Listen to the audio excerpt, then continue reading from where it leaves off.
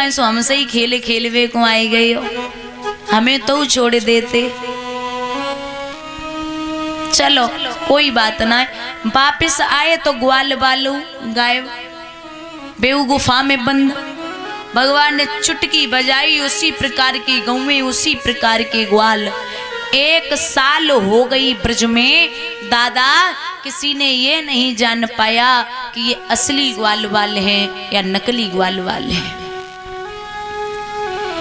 1 साल बाद ब्रह्मा जी जब वापस आए, विचार किया कि हम भी तो देखें ब्रज की हालत क्या है।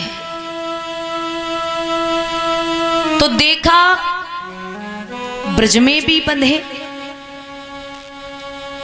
फिर भागे तो गुफा में भी बंद, फिर भागे तो ब्रज में बंधे। भगवान ने कलाई पकड़ी, ब्रह्मा जी थक जाओगे, इतने मत भागो। जिसकी चौकड़ियों में फंसकर चकराते ऋषि मुनि गढ़े हैं, उन चतुर खिलाड़ी के हाथों अब चूक गया चतुरानन भी। अरे कहाँ खेल खेल रहे हो, क्षमा याचना मांगी। और कहते भी हैं कि जिसकी बनाई हुई दुनिया इतनी चालाक है तो वो बनाने वाला कितना चालाक होगा। जिसकी बनाई दुनिया के दिमाग पे कोई नहीं पहुंचता तो बनाने वाले के दिमाग पे कौन पहुंचेगा भाई। और अक्सर आपको बता दे, भारतवर्ष के लोग बहुत तेज हैं। बाहर के लोग आते हैं तो कहते हैं कि भारत जो है इसमें भिखारी बहुत है, भिखारियों का देश है। एक बात याद रखना, जिम्मेदारी उसे दी जाती है जिसके कंधे मजबूत होते हैं। जिम्मेदारियां और कष्ट वो ही उठा सकता है जिसमें क्षमता होती है और जो झेलने लायक होता है। भगवान कष्ट भी उसे देते हैं जिसे वो अपना मानते हैं। मान लो जैसे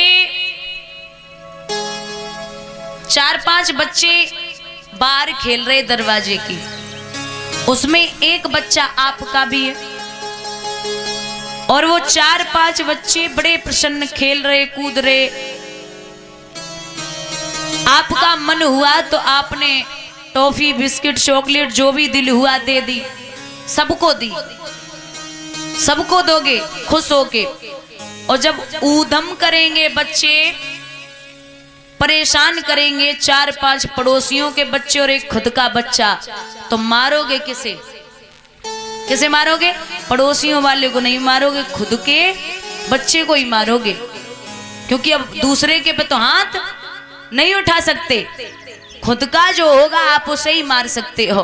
तो ऐसे ही भगवान कष्ट और तकलीफ उसे ही देते हैं जिसे वो अपना मानते हैं। सुख आए तो ज्यादा प्रसन्न मत होना और दुख आए तो ज्यादा परेशान मत होना, क्योंकि ये 2 घड़ी भगवान पे भी आई है।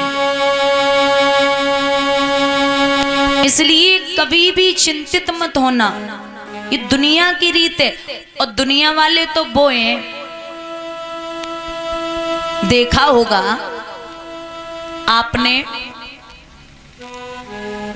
दूसरे के सुख से दुखी है, अपने दुख से दुखी नहीं है। जैसे 100 घर हैं गांव में और 100 घरों में लाइट नहीं है। एक बेचारा सूर्य ऊर्जा लेके आया और एक बल्ब कहीं धोखे से जला लिया, उसके घर में रोशनी आ गई। तो वो 100 जो होते हैं ना, 99, वो ये नहीं सोचते कि हम भी मेहनत करें, हम भी कुछ करें तो हम भी अपने घर में लाइट मंगा लें। लेकिन वो ये जरूर सोचते ऐसा कौन सा दिन होगा जो पड़ोसी के घर की लाइट चली जाएगी।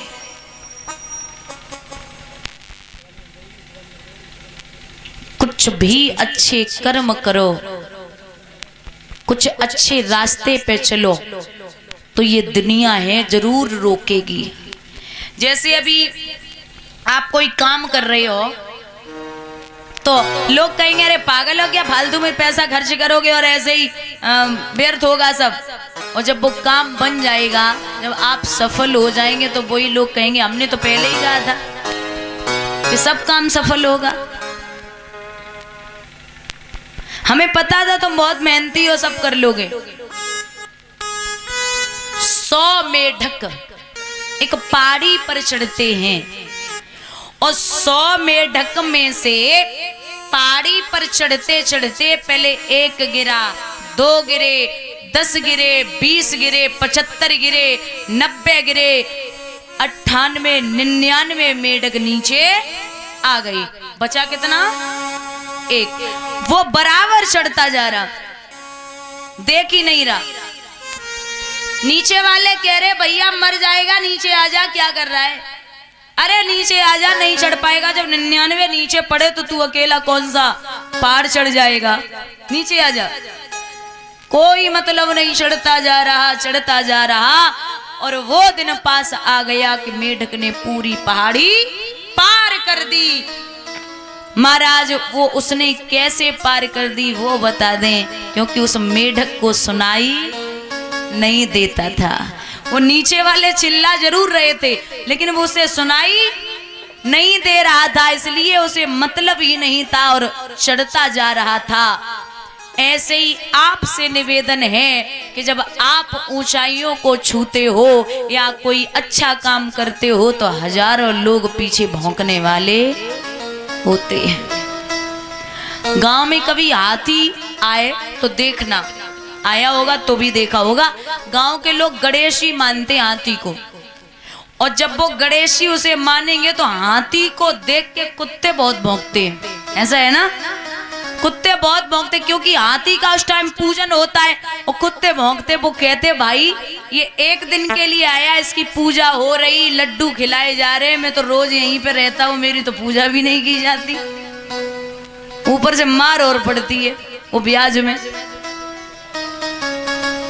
तो अच्छे कर्मों के लिए, अच्छे कामों के लिए 1000 रुकावटें होती हैं, इसलिए बरकरार अपने काम पर ध्यान दो।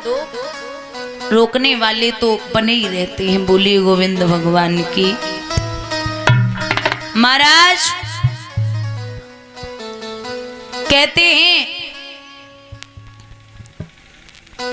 एक समय